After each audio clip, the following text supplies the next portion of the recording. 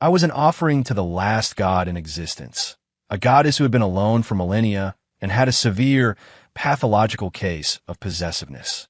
After 3 years of biting my tongue and playing the part, she was finally letting me go back to the mortal world. On the outside, I was a wreck, absolutely devastated. On the inside, my mind was already racing. I'm free. To hell with this goddamn deity. Somebody else can deal with her.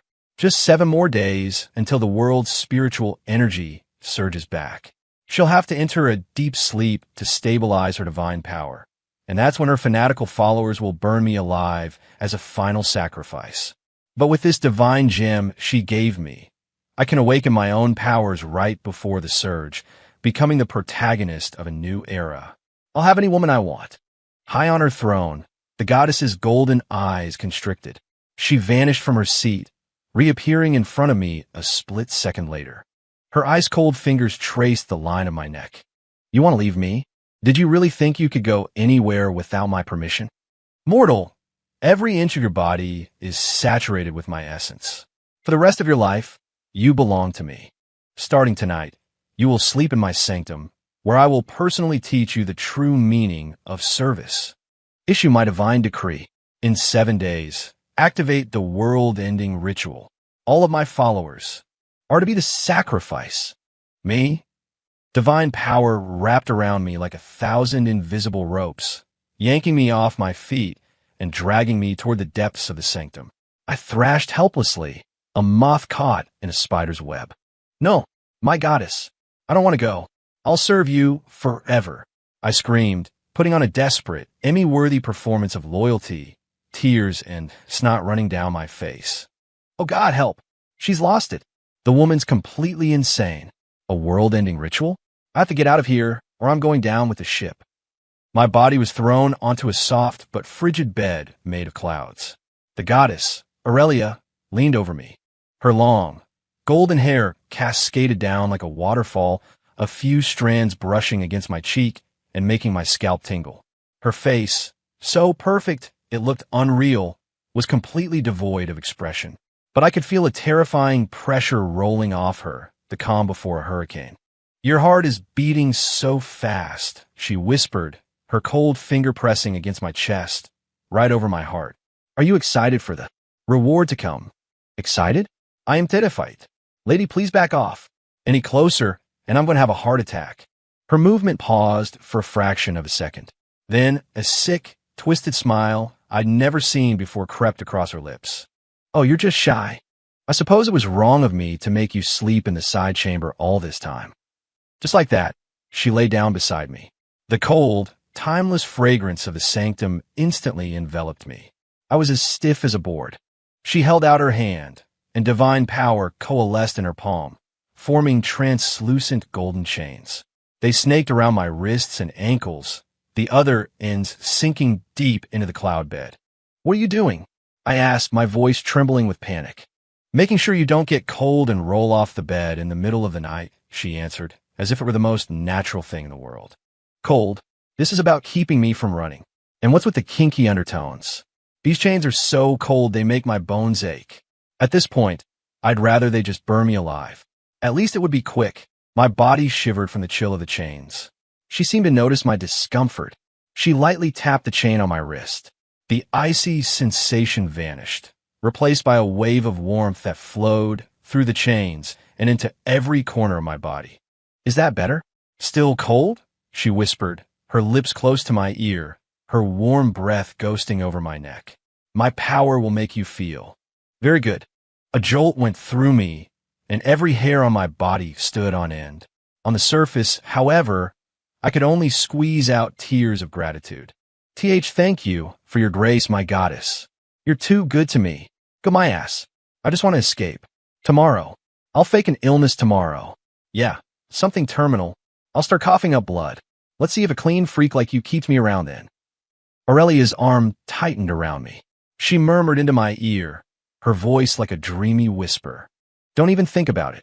Even in death, your soul would only wander my empyrean for eternity. My heart plummeted into a black abyss. She really could hear what I was thinking. That realization was more terrifying than death itself. I was screwed. The next morning, I was woken by the sound of footsteps. The high priest, followed by several acolytes, appeared at the entrance to the bedchamber. When he saw me lying next to the goddess, his old, wrinkled face twisted into a mask of pure disgust. The look in his eyes was the kind you'd give a pig wallowing in a pristine garden. It was filled with undisguised, murderous loathing. I instinctively shrank back. "What are you looking at, old man? Don't think I don't know you're hiding the dagger of spiteful souls under those ridiculously oversized robes. You're just waiting for the goddess to fall asleep so you can stick me with that thing, then announce to everyone that I was corrupted by demonic energy and got what I deserved. It's been 3 years. I'm so sick of your shtick." Aurelia's fingers, which had been gently combing through my hair, froze. She looked up, her golden eyes as cold as a winter storm. But she said nothing. Instead, she turned back to me, her expression softening. She picked up a piece of ambrosia fruit, glistening with divine dew, and held it to my lips. "Leo, open up." I was less flattered and more flabbergasted, but I opened my mouth. The fruit dissolved on my tongue, sending a surge of pure energy through me that cleared my head.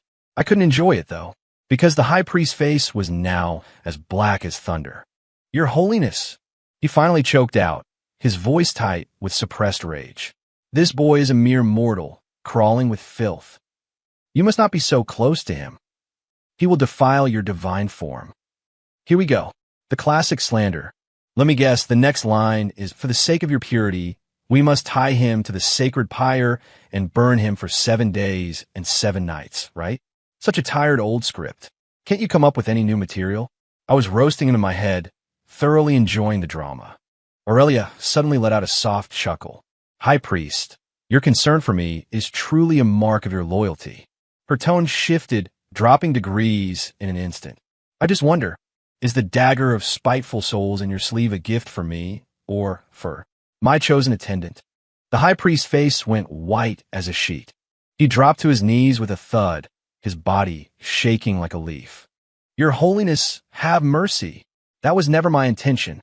My loyalty to you is as constant as the sun and moon." He denied, cold sweat pouring down his forehead. "You idiot. Nothing in the goddess's private sanctum escapes her notice. The resentful energy coming off that dagger of yours is stronger than a backed-up sewer. She sensed it the moment you walked in. She was just giving you one last chance to come clean on your own." Hearing my thoughts, Aurelia looked at me with an expression of, was that admiration? An approval? "Don't look at me like that. You're scaring me." She gave a light wave of her hand. A pitch-black dagger, wreathed in dark energy, flew out of the high priest's sleeve. It clattered to the floor with a mournful shriek. He was caught red-handed. The high priest collapsed, his face ashen. "Mercy, your Holiness. I was only trying to remove the filth from your side." "Filth?" Aurelia repeated the word, her voice devoid of any warmth. "In my eyes, the only filth here is a person who questions my judgment." She stripped the high priest of his title. But, citing his many years of loyal service, she merely sentenced him to house arrest in his quarters, never to step outside again for the rest of his life. After dealing with him, Aurelia turned back to me. Her gaze was so intense it felt like it could melt me. "Leo, how did you know?" she asked, cupping my face in her hands as if I were a priceless treasure. "You are no mere mortal. You are the variable I found in my darkest hour, the gift sent to me by the heavens. My divine oracle." I just stared at her. "No, I'm not. I swear. You got the wrong guy. I'm just some poor schmuck who got sucked into a novel and is trying not to die. Hasn't this misunderstanding gotten a little out of hand?" The fall of the high priest made my position in the sanctum awkward. Everyone was now incredibly respectful, but their reverence was laced with a deep-seated fear. They saw me as the special friend who could sway the goddess's decisions. But I wasn't happy about it all. My desire to escape hadn't just survived, it had grown stronger. It doesn't matter. The high priest was just a minor character. My real chance hasn't come yet. I lay on the soft cloud bed, bound by the golden chains, my mind buzzing with plans for the future. Once the world's spiritual energy returns in 7 days, the entire balance of power will shift. First stop, the abyssal maw on the eastern expanse. It's the source of all water-based spiritual ley lines and holds the ultimate treasure, the tidal core. I have to be the first one to get it. Aurelia, who had been meditating with her eyes closed, felt her long lashes flutter almost imperceptibly. I was completely oblivious, lost in my epic hero fantasy. After getting the tidal core, I'll be able to control the waters, massively boosting my power. Then, I'll head to the WRM's crucible in the sunken marshes. It's dangerous, but it contains the Hearthstone, an essential artifact for fire-based cultivation. Finally, the most critical step, the world axis deep beneath the Heartland peaks. It's the core of this entire planet's spiritual energy. Once I absorb its power, to hell with gods. I'll become a god myself. Just think of it. Fast cars, beautiful women, a life of just chilling as a lazy deity. Now that's the dream. I was so deep in my fantasy, I was practically drooling, imagining the ridiculously opulent palace I'd build and all the gorgeous maids I'd hire. Just then, Aurelia's eyes shot open.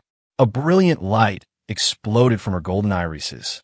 For the first time, she wore an expression I'd never seen before, a mixture of pure ecstasy, shock, and utter disbelief.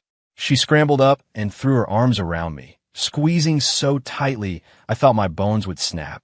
She thought I was selflessly offering her all my world-altering secrets. She thought I was helping her chart a grand blueprint to restore her divine might and reclaim her dominion over the world. Leo, my oracle. Her voice trembled with the emotion of someone who had found something precious they thought they'd lost forever. She pressed a searing hot kiss to my forehead. Don't you worry. I won't misstep on the path you've laid out for me. The next second, she released me and floated into the air. Above the sanctum's dome, the clouds swirled and lightning gathered. 3 majestic, divine decrees issued from her lips, echoing throughout the entire Empyrean. First emissary, go to the eastern expanse and retrieve the tidal core. Second emissary, go to the sunken marshes and secure the WRM's crucible. Third emissary, go to the Heartland peaks and guard the world axis. 3 beams of impossibly bright divine light shot out from the sanctum, tearing through the clouds and speeding off in 3 different directions. I watched them go completely and utterly dumbfounded. My tidal core, my Hearthstone, my world axis, my path to godhood, my lazy, chill life. All gone. Aurelia finished issuing her commands and floated back down to my side.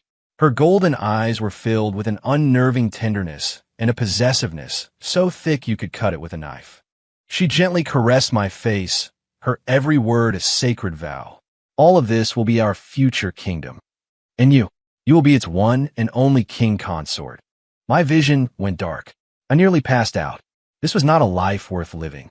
For despair, a boundless despair washed over me. I lay on the bed like a beached whale who had lost all its dreams, too exhausted to even complain in my head anymore. Late that night, I was woken by a faint rustling sound.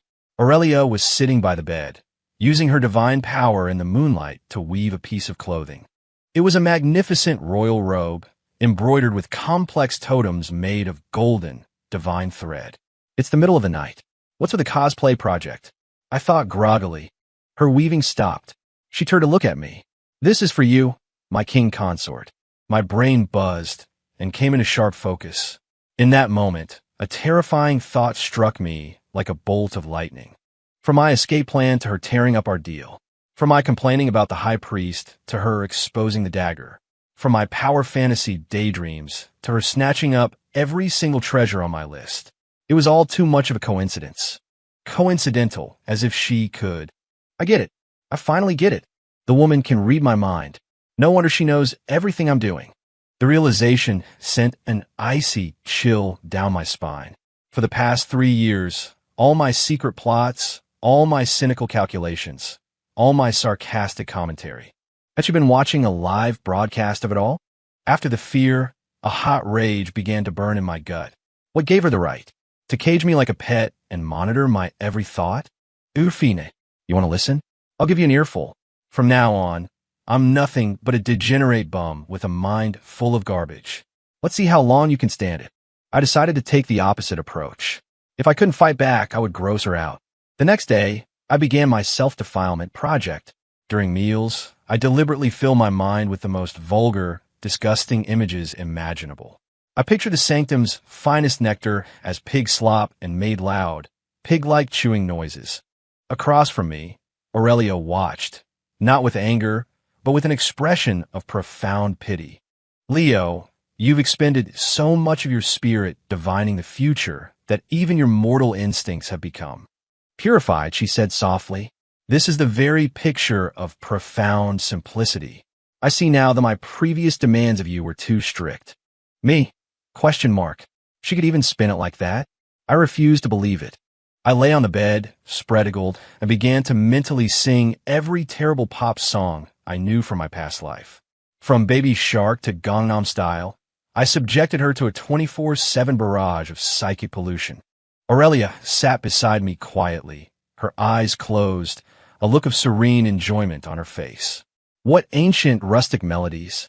They seem to contain a lost power, a forgotten verbal magic that brings an unprecedented peace to my divine soul. Me?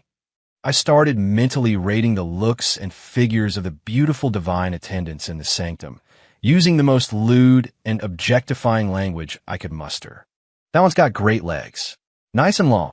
This one's got a tiny waist and a great ass. Damn, the food must be good in the Empyrean. They're all so stacked. This time, I finally got a reaction. Aurelia's face darkened, and the temperature in the room dropped several degrees. I felt a surge of triumph. It was working. The next day, however, I discovered that every single attendant in the sanctum had been replaced by expressionless, stiffly moving automatons made of divine power. Aurelia tilted my chin up, forcing me to look at her. Her golden eyes narrowed dangerously. Leo, your eyes are for me alone, and your mind is for me alone. Those common trollops are not worthy of entering your sacred consciousness. They would only disturb your clarity. Are you kidding me? That worked too? My plan failed again. I groaned internally. On the outside, I could only manage a deeply emotional, you are my entire world expression. On the inside, I had completely given up. Just let the world end. I am tired. 5 after the spectacular failure of my self-defilement project, I completely gave up resisting. I spent my days as a bona fide couch potato, or cloudbed potato, I guess. I had automatons to feed me, bathe me, and carry me around. Aurelia seemed incredibly pleased with my new back-to-basics state and doted on me even more. Aside from the lack of freedom, it was basically the retirement I'd always dreamed of. But the peaceful days were soon interrupted by an unwelcome visitor. The newly appointed high priest was the previous one's most prized student, a man who looked younger but far more sinister than his master. His name was Malachi. From our first meeting, he treated me with extreme reverence, bordering on sycophancy. But from beneath his lowered eyelids, I saw the exact same murderous intent as his predecessor. This guy is even more vicious than his old boss. He's got the eyes of a viper. He's going to start digging into my past, try to use my origins against me. Aurelia, who was feeding me grapes, paused for a moment before popping another peeled, glistening fruit into my mouth. From that day on, she intensified her protection, practically never leaving my side. She'd even stand guard outside the door when I had to use the bathroom. This only confirmed my suspicion that Malachi was planning something big. And then the day came. The centennial convergence of the Empyrean. Tens of thousands of the most zealous believers from every corner of the divine realm gathered in the plaza before the sanctum for the most sacred rites of worship. Aurelia sat high on her throne, and I, as the one and only king consort, sat on a slightly lower seat beside her, basking in the adoration of the masses. Halfway through the ceremony, the new high priest, Malachi, holding an ancient scroll, strode to the center of the altar. Your Holiness, he boomed, his voice carrying across the entire plaza. I have an urgent matter to report. Aurelia gave him a cool glance. Speak. Malachi unfurled the scroll, turned to the crowd of believers, and read its contents in his loudest, most theatrical voice. It contained a detailed record of my origins as a mortal, from the remote village I was born in and who my parents were, to how I was chosen to be an offering to the goddess. Everything was laid out, clear as day. When he finished, he spun around and pointed a dramatic finger at me, his voice dripping with accusation. Your Holiness, this boy's background is a mystery. He is nothing more than a common mortal, completely devoid of any divine nature. He has deceived you with his lies and has defiled your sacred sanctum. Such an act is the highest form of blasphemy against a god. He must die for his sins. As his words fell, a shocked murmur rippled through the plaza. The believers' expressions shifted from fervent worship to doubt, anger, and contempt. Tens of thousands of pairs of eyes felt like daggers stabbing into me. On the outside, I looked terrified. I trembled slightly, my face pale. On the inside, I was utterly unfazed. I almost wanted to laugh. You moron. Who cares who I used to be? I am whoever the goddess says I am. By exposing my past in front of all these people, you're publicly questioning her judgment. You couldn't be more stupid. Besides, have you not noticed that the geothermal nexus beneath your feet, the very thing powering this whole ceremony, is about to overload?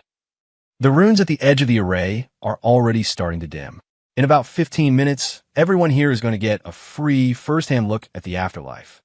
On the throne, a faint, cold smirk played on Aurelia's lips. She hadn't even glanced at the scroll in Malachi's hand.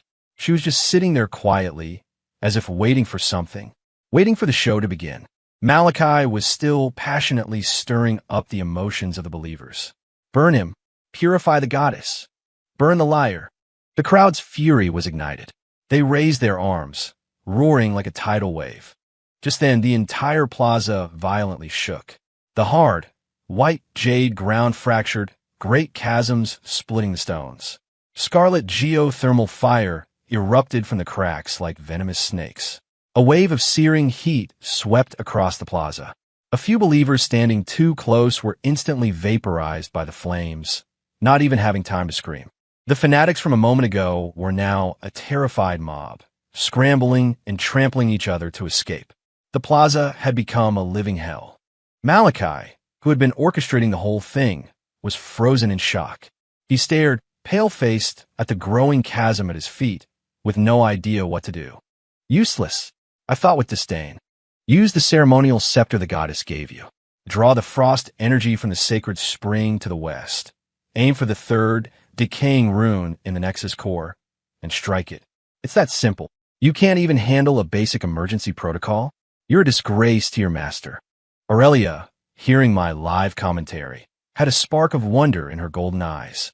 She didn't act herself. Instead, a vast and warm divine power flowed from her throne into my body. She took my hand and placed the ceremonial scepter, which had been sitting nearby as a ritual object, into it. Leo, she whispered in my ear, her voice meant for me alone.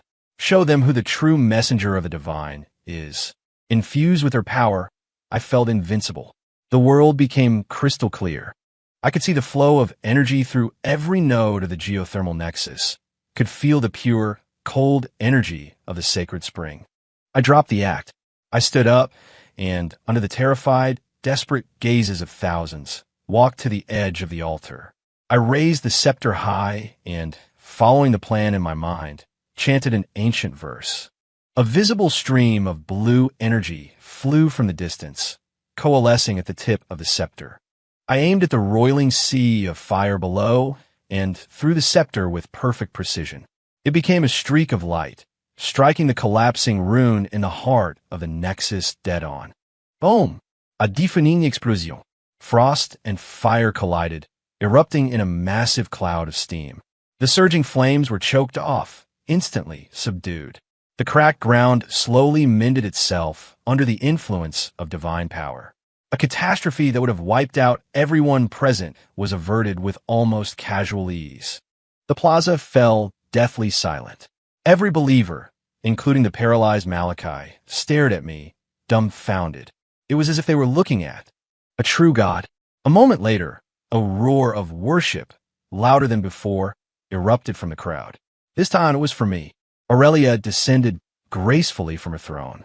She came to my side and, in front of everyone, took my hand. Her voice, majestic and holy, rang out for all to hear. Leo is no mortal. He is the chosen one, born to overcome this calamity. He took on a mortal form only to temper his divine soul. Now, his trial is complete, and his divinity is restored. Then she pointed at the collapsed form of Malachi. And you have blasphemed against the divine and nearly caused a great disaster. Your crime is unforgivable. She waved her hand. Malachi let out a blood-curdling scream as an unseen force dragged him into the smoldering pit where the nexus had been calmed. He became the final offering to appease the array. My status was now, in that moment, unassailable.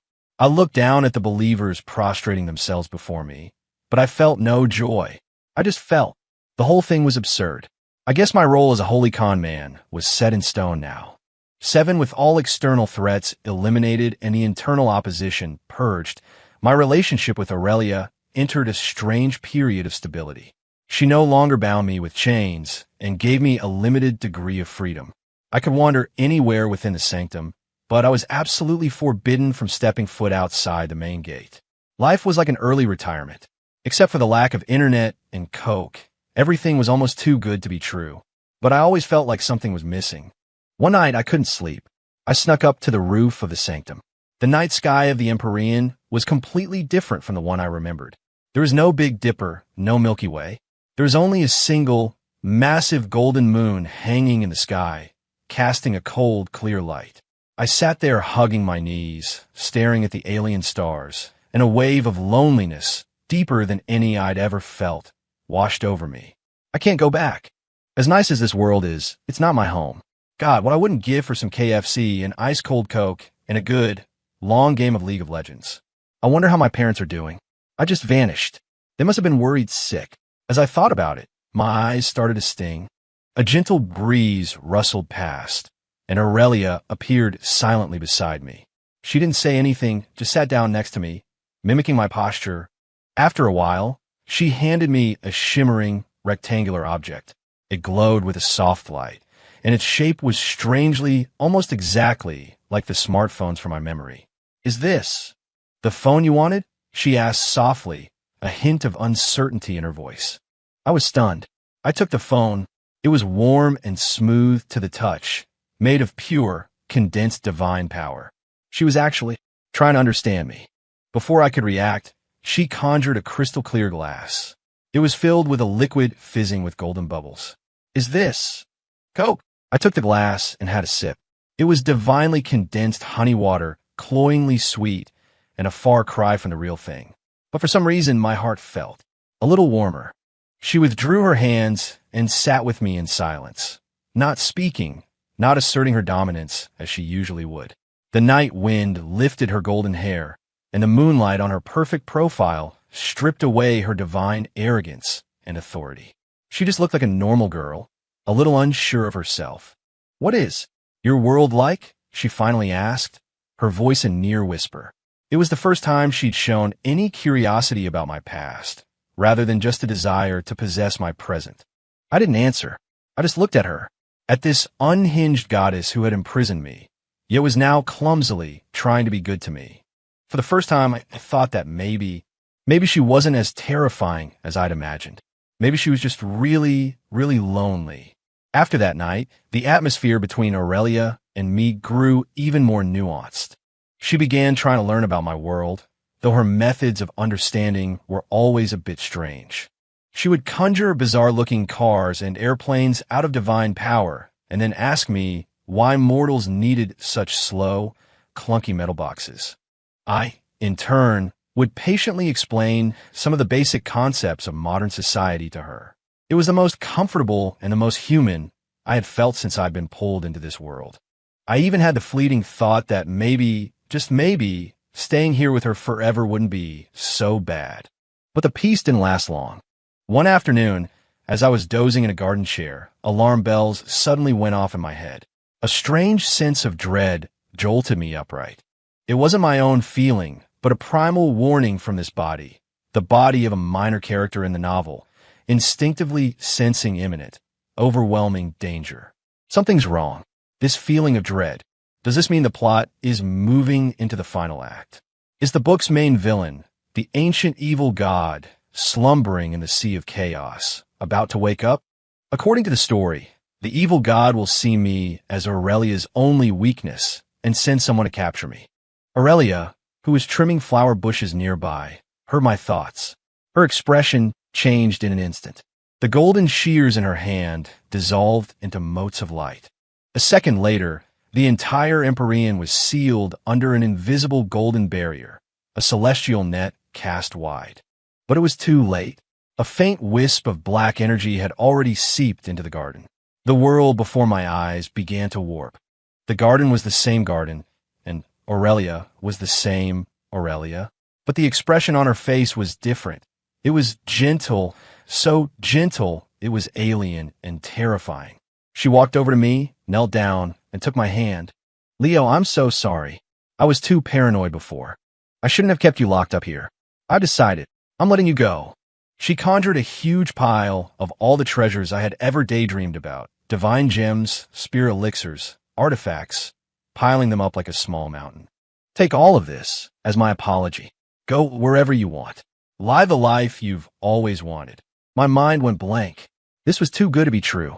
I almost believed her. But the deep-seated fear of her, the trauma ingrained in me from years of her domination, held me back at the last second. No, absolutely not.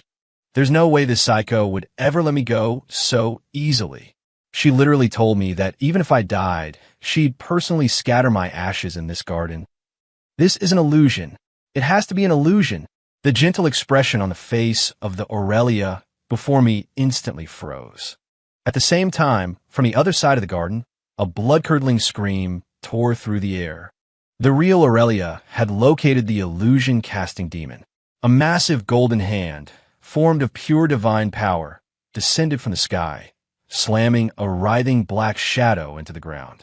The illusion shattered like glass. The mountain of treasure and the gentle Aurelia vanished. Aurelia stood there, her face like ice, radiating a terrifying killing intent. An entire kidnapping plot against me had been preemptively detected and effortlessly thwarted before I even knew it was happening. I let out a long sigh of relief. Thank God for my paranoid delusions. They just saved my life. I didn't notice, however, that the illusion demon, as it was crushed into nothingness by the divine hand, dissolved into an almost invisible wisp of black smoke. The smoke split in two, sinking into my forehead and Aurelia's. Aurelia crushed the last remnants of the illusion demon with a single thought. She turned and walked toward me, but as she looked at me, her expression shifted in an instant from post-crisis concern to an icy, disbelieving horror. The black smoke was the demon's final, dying curse, a curse called the mirror of the mind's demon. It caused no physical harm, but it twisted and corrupted the inner thoughts heard by the cursed. So, what she heard from me now was this. The stupid woman was finally useful for something, clearing out all the obstacles for me. Once I take her divine power and absorb her essence, she'll be nothing more than my plaything. I'll make her kneel before me, make her warm my bed every night. But my real thoughts were, that was terrifying. Thank God for this crazy woman. If she wasn't here, I'd be on my way to being used as a bargaining chip right now. That evil god really overestimates me. I'm just a slacker. How could I possibly be her weakness? You. Aurelia's body began to tremble, her golden eyes slowly filling with a horrifying crimson. You've been lying to me this whole time. Her voice was raw, as if it had been scraped with sandpaper. I had no idea what was happening. I just stared at her, confused. Lying about what? To her, distorted by the curse, my genuine confusion sounded like the cold, mocking indifference of a successful conspirator. Acting is exhausting.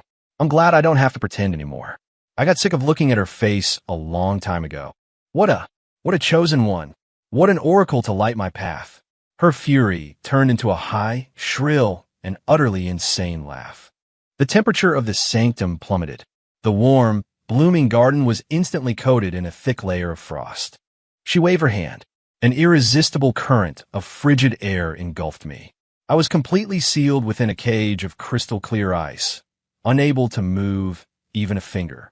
An arctic chill invaded my body, feeling as if it would freeze my very soul. You wanted to leave, didn't you? She walked to the front of the ice cage, her scarlet eyes locked on mine, brimming with the desperate madness of betrayal.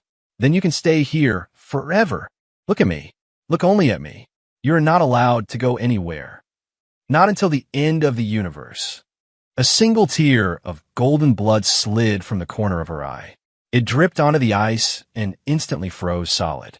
I looked at her crazed and tormented expression, and for the first time, I felt no fear, only confusion and a profound sense of injustice.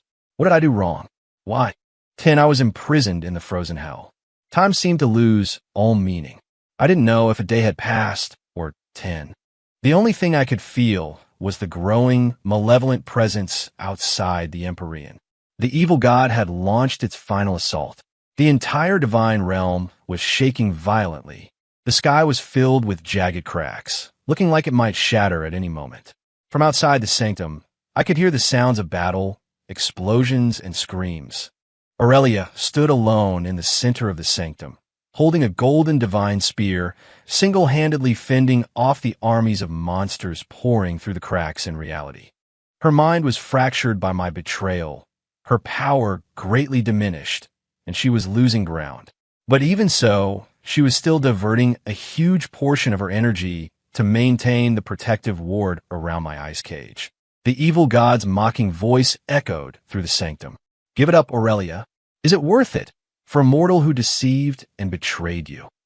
Give him to me, and I will order a full retreat. Aurelia didn't answer. She just silently endured the brunt of the evil god's main assault. A colossal beam of black energy slammed into the sanctum's shield. The shield flickered violently, but ultimately held. Aurelia's body, however, shuddered violently, and she coughed up a spray of golden blood, staining the ground before her. It stained the ice in front of my eyes. I watched her back, swaying but still standing tall, and for the first time, what I felt wasn't fear or calculation, but a pang in my heart. You fool. You absolute stubborn fool. Forget about me. You're about to die yourself. Even if I really did betray you, you don't have to do this. And then I understood. Even when she believed I had betrayed her, had broken her heart completely, protecting me was still an instinct carved into her very being. A strange anger burned in my chest. Anger at the evil god, and anger at myself for being so powerless. Damn it, I didn't get sucked into this world just to watch the female lead get tortured. This woman, no matter how crazy, no matter how possessive, she's my woman. The original novel's lore flashed through my mind. The mirror of the mind's demon. A curse born from an illusion demon's dying resentment. It twists inner voices to prey on the target's deepest insecurities and paranoia. There is no cure, unless a pure soul willingly sacrifices itself to shatter the core of the curse from within. A pure soul, I looked down at myself. My soul, filled with sarcastic commentary, selfish plots, and lewd jokes, it was about as far from pure as you could get. But I was out of options. I closed my eyes, focusing all of my mental energy, all of my will, into a single point. I could feel it now, an infinitesimal wisp of black smoke on the inner wall of the ice cage, the core of the curse. With every ounce of strength I had, I slammed my not-so-pure, but damn resilient soul straight into it. AGH. The pain was unimaginable. It felt like my soul was being torn in half. But at that exact same moment, a tiny crack appeared in the unbreakable ice cage. 11. The instant the ice cage shattered, all of my true thoughts flooded into Aurelia's mind like a broken dam. From my initial terror at being imprisoned, to my frustration at being misunderstood. From my calculated escape plans, to my annoyance when she foiled them. From my surprise at her clumsy attempts at kindness, to the gut-wrenching pain I felt seeing her injured just moments ago. And finally, my desperate, selfless decision. Now, Aurelia screamed my name, her voice filled with anguish.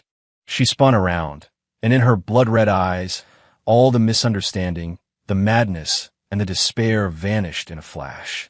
In their place was a tidal wave of guilt and the ecstatic joy of finding a lost treasure. The fury of being deceived and the bliss of being deeply loved. Two extreme emotions collided within her. Her divine power surged to an unprecedented peak. She was no longer on the defensive. She became a golden comet, streaking out of the sanctum. Trading blow for blow, She used the most brutal, unrefined tactics to beat the evil god's primary form into a pulp, finally wounding it so grievously it was forced to flee back to the sea of chaos. She didn't give chase. She rushed back into the sanctum, back to me. The ice cage had dissolved into dust. I was collapsed on the floor, my soul so dim it was nearly transparent, my physical form flickering from the spiritual trauma.